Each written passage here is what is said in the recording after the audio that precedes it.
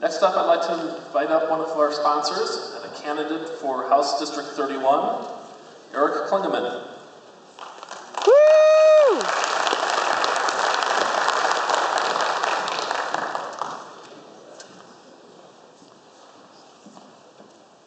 Are we sure Mr. Leopard isn't running for the United States Congress?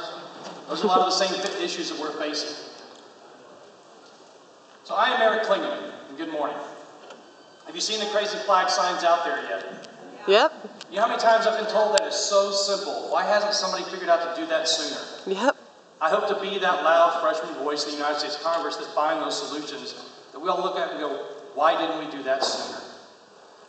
So I'd like to tell you a little bit about myself and why I'm running for the United States Congress. I'm a fifth-generation Texan, born and raised here in Central Texas in this community. I'm a West Point graduate. I'm a veteran who has served at Fort Hood. I would be the first veteran in 2 decades to represent the largest military base in the free world. I believe that is a hypocrisy that needs to be changed today.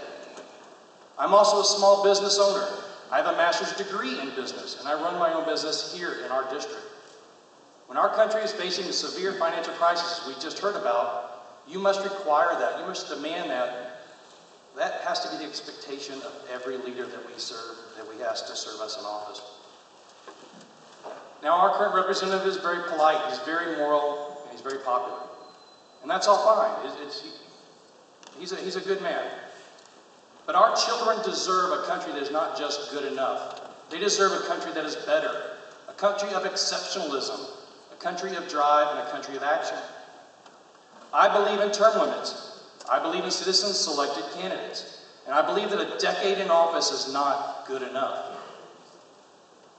I believe we must reduce our debt and reduce our spending.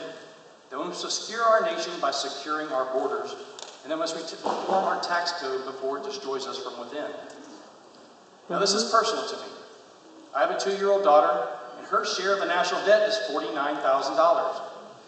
Ma'am, your share of the national debt is $49,000.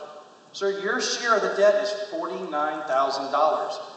That has been brought to us by a government of out-of-control spending that trade their vote for re-elections time and time and time again.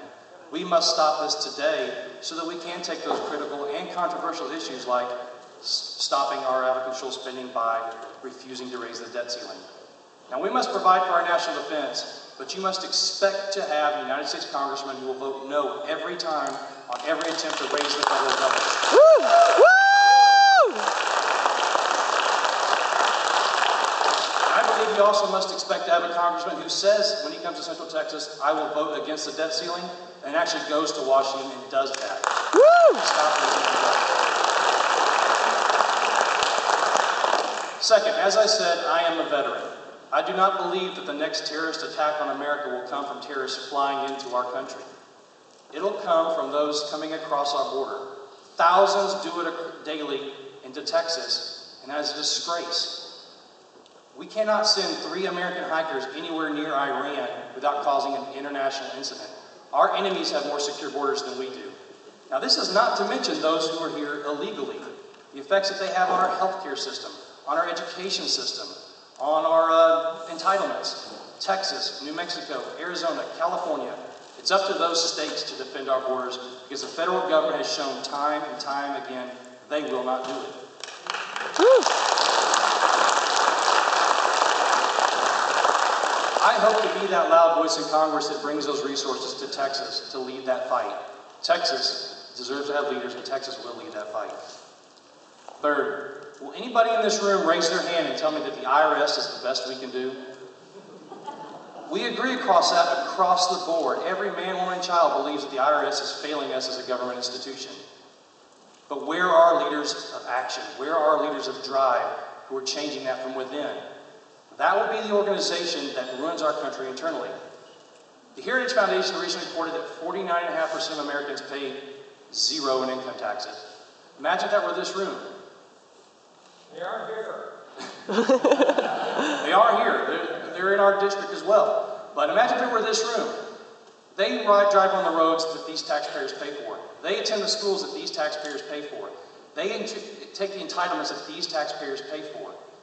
That will ruin our country as surely as anything else. It's an important issue, but it's also a controversial issue. And we've not seen the drive behind it to change it. Now, there's a solution out there, the fair tax. It's been reviewed, it's been published, it's been vetted, it was published again. What it lacks is a congressman of power to drive it to action. Many talk about it, but few will lead that action. I hope to be that person. Woo!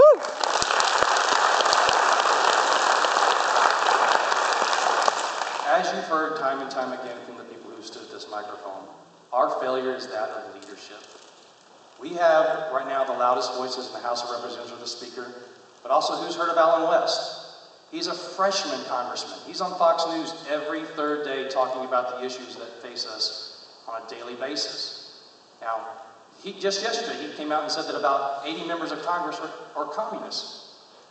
Why don't we have that kind of action coming from our loud voices that should be there? The people that have that tenure, the people that we've sit there and time again saying, be our leadership. We don't see that today. Mm-hmm. In 2008, our debt was $9 trillion, and we looked around and said, I don't know if we can sustain this. In 2012, or 2010, it was $12 trillion, and we looked around and said, this is horrible. We have to do something. Right now, we're at $16 trillion. My biggest regret is we're standing in this room again in 2014 with over $20 trillion in debt and going, how did we get here? We kept sending the same people back to Washington. How did we get here?